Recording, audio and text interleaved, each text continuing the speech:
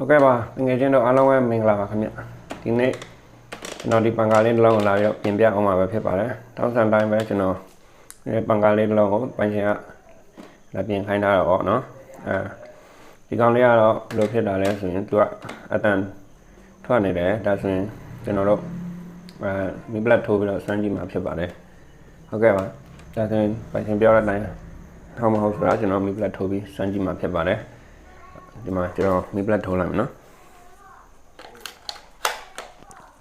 โอเคအခုကျွန်တော်မီးပလက်ထိုးပြီးသွားရင်ကျွန်တော်နံပါတ်1ဖွင့်ကြည့်မယ်သူအချိန်နဲ့ဘယ်လိုရှိလဲဆိုတာနော်နံပါတ်1ဟုတ်လားအတန်အော်နော်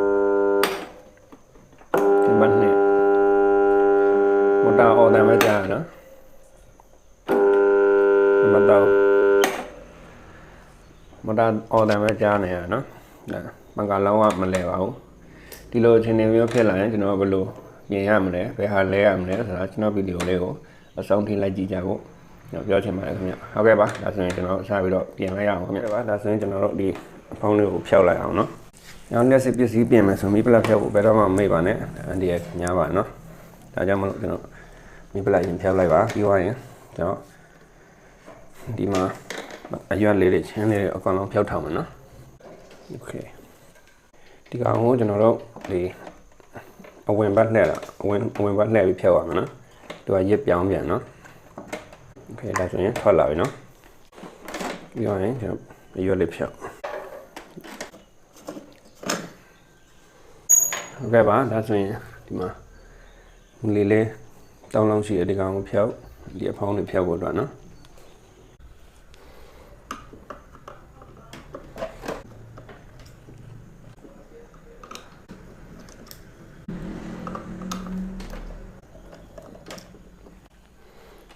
ဒါဆိုရင်ဒီဖောင်းလေးထွက်လာရင်ပြီးတော့ရင်ကျွန်တော်အနောက်ကလည်းဒီနောက်မှာမူလေးတစ်လုံးကျန်သေးနော်ဒီကောင်လေးကိုအသားလေးထောက်လိုက်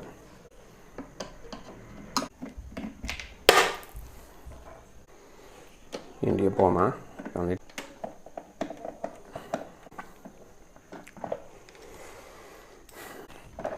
โอเคဒါဆိုရင်ဒီအဖောင်းလေးထွက်လာပြီပေါ့နော်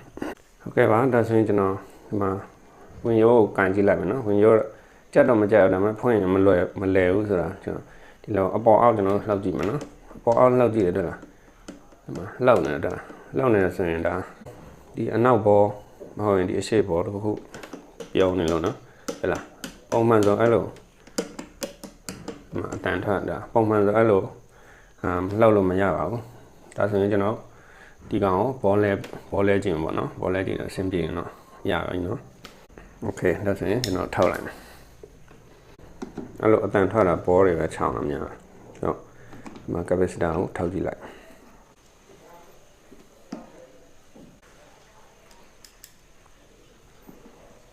ဒီအနောက်ကမူလီလေးကိုလည်းထောက်လိုက်ပါနော်ဆိုရင်ဒီအနောက်ကဒီအောင်တစ်ခုလောက်ကိုကျွန်တော်တို့ဖျောက်လိုက်ပါ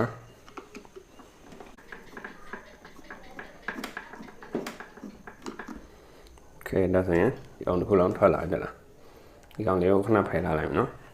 ဒီမှာလောက်တော့ကျွန်တော်တွေ့ပြီဒီမှာအနီးကပ်ကြည့်ဒီမှာနော်ဒီမှာကြည့်တွေ့လားဒီကောင်ဒီဘောကောင်နေတော့ဒီကောင်ကလှောက်နေတာဒီကောင်လှောက်လို့ကျွန်တော်ပန်ကာဖွင့်တဲ့ခါကျရင်အထက်ကဒီအတုံးကဒီမော်တာကွိုင်းနဲ့တော့ကတ်နေနော်အဲကြောင့်မို့မလဲတာဖြစ်ပါတယ်ဒါဆိုရင်ကျွန်တော်ဒီအနောက်ကဘောကိုပဲလဲပေးရမယ်ဒီအရှိဘောကတော့တိတ်ပြီးတော့မလှောက်ဘူးနော်ဒီနောက်ဘောတစ်လုံးကျွန်တော်လဲကြည့်မယ်နော်ဒီနောက်ညပတ်နေကျွန်တော်တန့်ရှင်းနေနဲ့လဲပေးလိုက်နော်ဒီနောက်ဖောင်းကိုကျွန်တော်ဖွင့်ဖို့အတွက်ဒီမှာမူလီ၄လုံးရှိတယ်ဒီမော်တာကွိုင်းကျွန်တော်ဖျောက်ရမှာဖြစ်ပါတယ်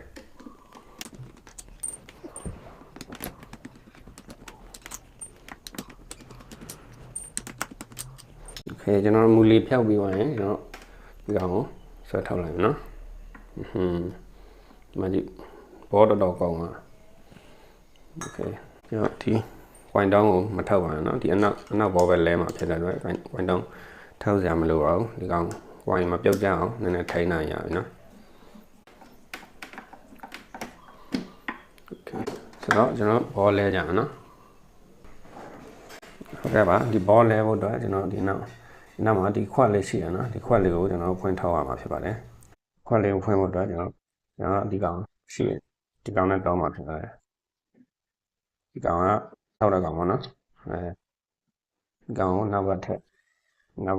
တော့ဒီလိုလေးထည့်ပေါ့နော်ဒီလိုလေးထည့်ပြီးသွားရင်တော့လေးကိုကြက်ထည့်လိုက်ကျွန်တော်နည်းနည်းထိုင်ဖို့ပေါ့နော်โอเคဒီကောင်လေးကြက်ထားပြီဒီနားမှာကလစ်လေးရှိရကြကလစ်လေးခုဒီကလစ်လေးခုကိုကျွန်တော်တို့ player ဒီလို work နဲ့အပြားလေးနဲ့ပေါ့နော် work နဲ့အပြားလေးနဲ့ကျွန်တော်ကလော်ပြီးတော့ထုတ်ရမှာဖြစ်ပါတယ်โอเคဒီတော့ဒါလေးကလော်ပါနော်โอเคဒါလေးကလော်ပါ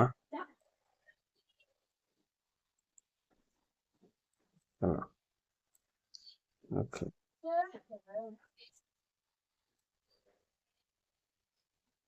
သူ့အပေါက်တက်အောင်ကျွန်တော်တို့ကလော်လိုက်မယ်နော်ကလော်ပြီးတော့ရင်ကျွန်တော်ဒီကောင်ထုတ်လို့ရတယ်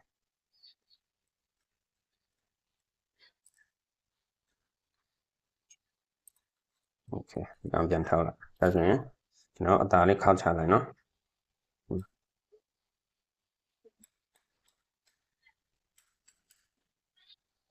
ဒါလေးခောက်ချလိုက်ခောက်ချပြီးရင်တလက်နှံလိုက်ဒီခွက်လေးကထွက်လာတယ်ပေါ့နော်โอเคခွက်လေးထွက်လာပြီသူဖုံးထွက်လာပြီဒါလေးတွေကျွန်တော်တန့်ရှင်းလောက်ပေးလိုက်မယ်နော်ဒီခွက်ထဲမှာလည်းကြီးတွေရှိရနော်ဒီကြီးတွေလည်းကျွန်တော်တို့ပြောင်းအောင်တောက်ပေးရအောင်နော်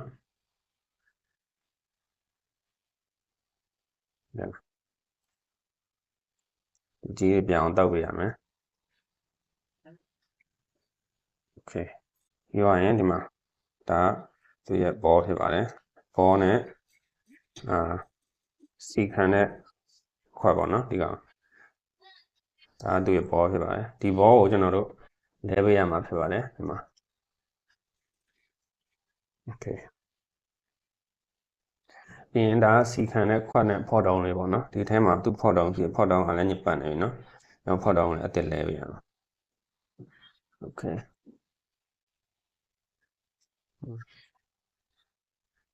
ဖော့တောင်းခံတဲ့ခွက်လေးပေါ့နော်โอเคဒါဆိုရင်ကျွန်တော်ဒါတွေအကောင်လုံးဖြောက်ပြီးသွားရင်ဒီထဲမှာညစ်ပတ်နေတဲ့ဟာလေးကိုကျွန်တော်နည်းနည်းတောက်လိုက်မယ်နော်ဒီဝတ်တစ်ခုနဲ့တောက်ရရင်နော်โอเคဒီလောက်ဆိုရင်ပြောင်းသွားရင်နော်တောက်ပြီးသွားရင်ကျွန်တော်ဘောအစ်စ်လဲပေးရမယ်နော်ဟုတ်ကဲ့ပါဒါလေးကဘောအစ်စ်ဖြစ်ပါတယ်ကျွန်တော်ဒီမှာကျင်းနေအောင်နည်းနည်းပါနော်ဘောလေးဒီဘောလေးကိုကျွန်တော်တချို့နေရာတွေမှာဝယ်ရတာအမှန်တန်ခက်ပါတယ်နော်မြန်မာပြည်မှာဆိုပို့ပြီးတော့ဝယ်ရခက်ပါတယ်ဒါကကျွန်တော်ထိုင်းမှာနေတဲ့အတွက်ထိုင်းမှာ online ကနေကျွန်တော်မှားပါတယ်ငွေချင်းတော်များများတော့မေးလာတာပေါ့နော်ဒီဘောတွေပါတယ်ဘယ်မှာဝယ်ရမလဲဆိုတော့ကျွန်တော်ကတော့ online ရပဲမှားပါတယ်လို့ပြောချင်ပါတယ်ကျွန်တော်အပြင်မှာဆိုင်တော့မသိပါဘူးနော်โอเคဒါဆိုရင်ဒီဘောလေးကိုကျွန်တော်ဒီမှာထည့်လိုက်မယ်ဘောထည့်ပြီးတော့ရင်ကျွန်တော်ဒီလိုစီခံတဲ့ဖော့တောင်းပေါ့နော်စီခံတဲ့ဖော့တောင်းဒီဖော့တောင်းလေးကိုလည်းကျွန်တော်အစ်စ်လဲပေးရမယ်နော်သူကဘောကဒီလိုနေတယ်ဒီလိုနေရင်ကျွန်တော်စီခံတဲ့ဖော့တောင်းကိုဒီလိုထည့်ပေးရနော်ထည့်ပြီးသွားရင်ကျွန်တော်စီဆိုတာကျွန်တော်ပန်ကာထည့်တဲ့စီမျိုးပေါ့နော်ဒီလိုစီမျိုးလည်းရပါတယ်နော်စီထည့်ပေးရမယ်ဒီဘောဒီဖော့တောင်းတာပေါ့နော်โอเคဖော့တောင်းမှာကျွန်တော်စီဝအောင်ထည့်ပေးလိုက်မယ်ဒီဖော့တောင်းကဘာကြောင့်ထည့်ရလဲဆိုတော့သူကစီကိုငုံထားတာပေါ့နော်စီကိုငုံထားတော့ဒီဘောကမပူတော့ကြာရင်ကျွန်တော်တို့ဖွင့်လို့ရဒီထဲဖော့တောင်းကစီကတဖြည်းဖြည်းဒီဘောတဲ့သူကစီတွေကျွေးပေးနေတယ်ပေါ့နော်ဒါဆိုရင်ဘောမနာတော့ဘူးဘောမပြုံးတော့ဘူးပေါ့နော်စီချောက်သွားတော့အဲ့လိုဘောကုန်လာနော်အမှန်ဆက်ရောင်ကထောက်တဲ့အားရသူနည်းနည်းလေးပဲထည့်လာပေးတယ်ပြက်မြောင်လို့โอเคဒီလောက်ရွှဲရင်ဒီမှာစီလေးရွှဲသွားပြီဆိုရင်ဒါကျွန်တော်ဒီအဖုံကိုပြန်ပိတ်လို့ရတယ်နော်ဒါစီထဲတဲ့အဖုံစီပိတ်တဲ့အဖုံလေးပေါ့နော်ဒီဖုံထဲပုံမေးပါနဲ့ပြီးသွားရင်ကျွန်တော် ဒီကောင်လေးပြန်ထည့်ပေးပါโอเคဒီကောင်ထည့်ပြီးသွားရင်ဒီအပေါ်ကတစ်ခွက်လေးပြန်ထည့်ပေးပါ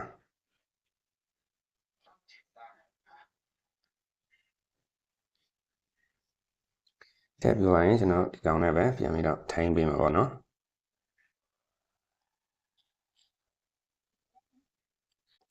ကောင်လေးကိုဒီလိုထည့်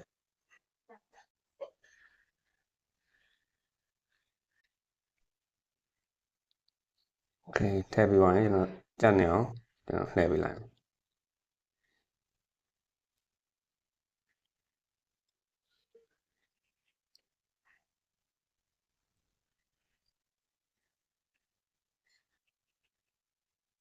โอเคဒီလောက်ဆိုရင်ကြက်သွားပြီเนาะကြက်သွားရင်ကျွန်တော်ခုနထောက်ထားတဲ့ကလစ်တွေကျွန်တော်ပြန်ပြီးတော့ကောက်ပေးလိုက်ပါနော်ဒါလေးပြန်ကောက်ပေးလိုက်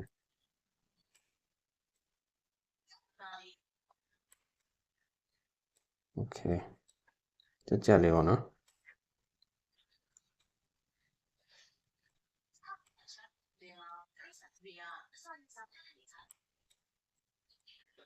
โอเคဒီလောက်ကသွားရင်စင်ပြေဒါဆိုရင်ကျွန်တော်ဒီကောင်ပြန်ထုတ်လိုက်မယ်နော်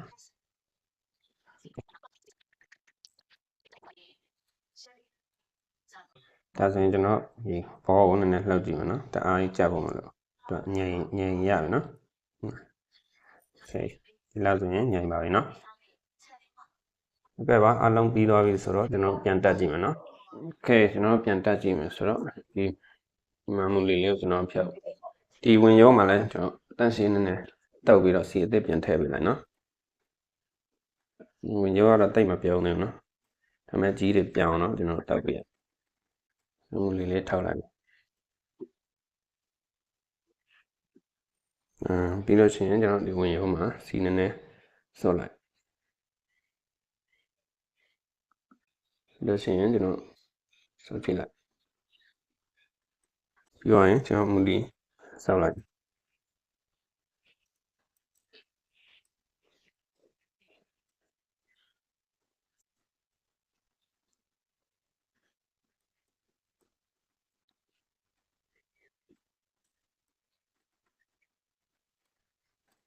မူလီစောက်ပြီးတော့ရင်ကျွန်တော်အပေါ်အောက်လှုပ်ကြည့်ပါမလှုပ်တော့ဘူးတက်လှုပ်တော့လုံးဝမလှုပ်တော့နော်ပြီးရင်ကျွန်တော်ဒီမှာလှည့်ကြည့်လုံးဝချောနေတာတလားကျွန်တော်လှည့်ကြည့်လိုက်ဘာတန်မှမထွက်တော့နော်โอเคပြီးရင်ဒီအရှိမှလည်းကျွန်တော်စီနည်းနည်းဆုပ်ပေးလိုက်ဒါတော့အပြင်ဘက်ထည့်တယ်ပေါ့နော်အကောင့်အတွင်းဘက်ထည့်တာပိုကောင်းတာပေါ့နော်ကျွန်တော်မဖြုတ်တော့โอเคဒါဆိုရင်ကျွန်တော်မြပလက်ထိုးပြီးတော့ဖွင့်ဆန်းကြည့်မှာဖြစ်ပါတယ်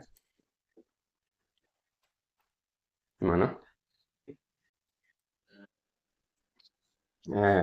လဲသွားကြလားညက်နေအောင်ဘာတန်မှမထွက်တော့နော်โอเคဒါဆိုကျွန်တော်တို့ပိတ်ပြီးသွားရင်ကျွန်တော်ပြန်လဲတက်ဆင်လို့ရပါပြီနော်โอเค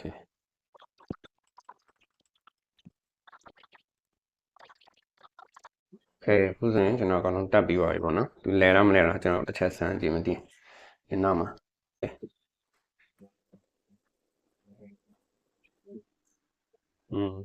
ရတော့ကြလားနံပါတ်1နံပါတ်2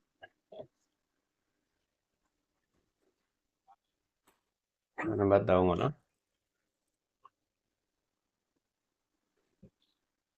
ဒီလောက်ဆိုရင်စင်ပြေသွားပြီနော်ကျွန်တော်ဒီမှာဒီအသွားလေးမှာကြီးတွေရှိတယ်နော်ဒီကြီးတွေကိုကျွန်တော်နည်းနည်းတက်ရှင်းလောက်ပြီဒ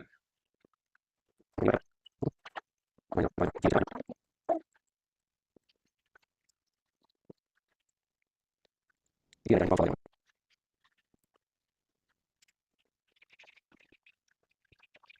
โอเคဒီလောက်ဆိုရင်ပြီးတော့ပြီပေါ့နော်ကျွန်တော်ဒီမှာ capacitor လေးပြန်တက်ပေးလိုက်ရအောင်မယ်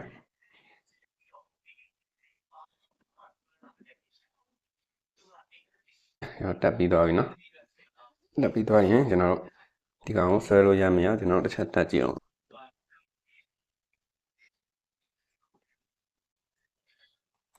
Okay ဒီလောက်ဆိုဆွဲလို့ရရနော်ဟုတ်မှာဆိုတော့ကျွန်တော်တို့အကောင်လုံးပြန်ပြီးတော့တက်ဆင်ပေးလိုက်မယ်နော်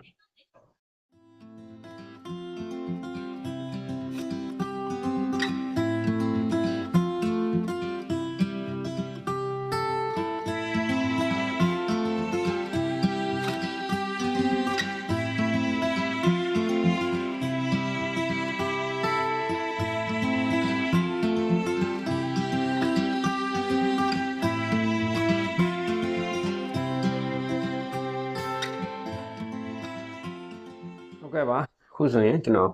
ကောလုံးတက်ဆင်လုပ်ပြီးတော့ပါခင်ဗျဒါဆိုရင်ကျွန်တော်ဖွင့်ကြည့်လိုက်မယ်နော်ဟုတ်ဖွင့်ကြည့်လိုက်ဒါကျွန်တော်မိပလက်ထုတ်လိုက်မယ်နော်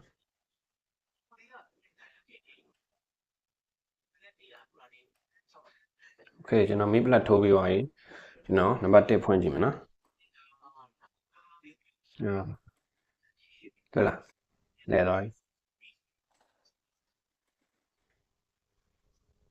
လဲတော့ဥနာနဲ့တော့ရွှေတွေပါပြန်โอเคဒါနံပါတ်1နော်နံပါတ်2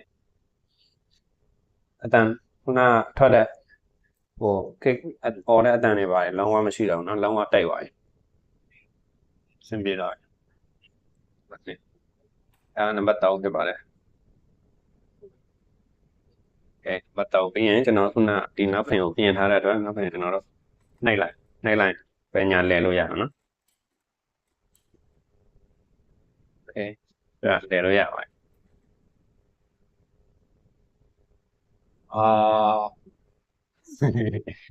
ဒါကျွန်တော်တို့ငယ်ဆော့နေတာပေါ့နော်ဒီလိုလေးတန်းမျိုးပန်ကာရှိသွားပြီတော့โอเคဒီလောက်ဆိုရင်စင်ပြေသွားပါပြီဒီပိုင်ရှင်ကိုပြန်ပို့ပေးလို့ရပါတယ်နော်ဟုတ်ကဲ့ပါဒီဗီဒီယိုလေးကိုကြိုက်တယ်ဆိုရင်ကျွန်တော် channel လေးကို like and subscribe လေးနှိပ်ပြီးတော့အားပေးသွားပါ notification လေးကိုလည်းနှိပ်ထားပေးပါလို့ပြောချင်ပါတယ်ကျွန်တော်ဗီဒီယိုအသစ်တင်တိုင်းသိရဖို့အတွက်ဟုတ်ကဲ့ပါနားမလည်တဲ့နေရာတွေရှိရင်လည်းမေးသွားလို့ရပါတယ် comment မှာရေးလာပြီးတော့ကျွန်တော်တက်နိုင်ဆုံးဖြေပေးပါမယ်နော်တကယ်ချင်းတော့အားလုံးပဲကျွန်တော်ပြင်တဲ့အတိုင်း like ပြင်ကြည့်ပါဒါလိုပေါ်ဝယ်ရခက်တယ်ဆိုရင်လည်းကျွန်တော် online ကနေနည်းလမ်းမျိုးမျိုးရှာပြီးတော့မှာလို့ရပါတယ်ခင်ဗျဟုတ်ကဲ့ပါဒီနေ့ဗီဒီယိုလေးကတော့ဒီလောက်ပါခင်ဗျအားလုံးကိုနှုတ်ဆက်လိုက်ပါတယ်နောက်ဗီဒီယိုမှာပြန်တွေ့ကြမယ်နော်